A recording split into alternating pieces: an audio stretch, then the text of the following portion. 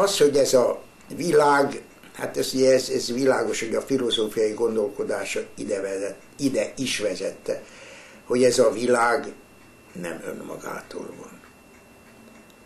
Hát voltak ilyen vicceink, hogy azt mondja, van egy öreg órád, hozd el, széjjelszedjük, beledobjuk egy kalapba, aztán rázzuk, összeáll ez egy egységes rendszerré, amiben ketyegni fog, vagy vekkeróra, pláne ébreszteni fog, ha elalszol reggel.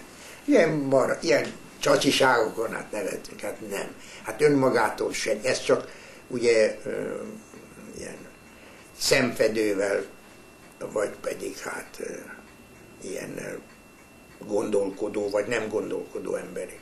Azt olyankor úgy ő is elkedvetlenedett, hogy mennyire irányítható, hát akkor még nem volt médiavita, hát még akkor olyan fiatal gimnazista korunkban még a kristálydetektoros rádiót hallgattuk, az volt az félelmetes nagy újdonság. Na aztán 38-ban akkor már hát ugye kezdett a Berlinben élő kiváló ilyen kutatónk, a Mihály Dénes, rengeteggel járult hozzá, hogy a németek a televízióval betörtek. Az elsőt 1938-ban láttam Berlinben, Berlin és Dresda között, kérem szépen, egy fejet ilyen sok ponttal, de rá lehetett ismerni, hogy ez mondjuk Einstein feje, vagy ezt egy ilyen. Hát ilyen körülmények között egy szellemi embernek ilyen kozmosz messzeségbe elvinni a fajtáját is, átvergődni magának is ezeken a nehézségeken, óriási volt.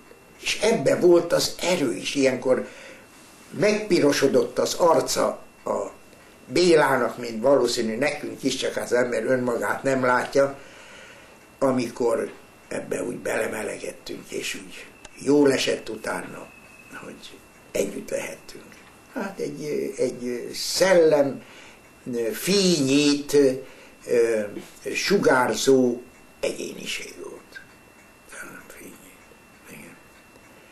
Hát a magyarságnak ez a nagy ereje, és ezért is olyan üldözöttek a mi határon túli magyarjaink, mert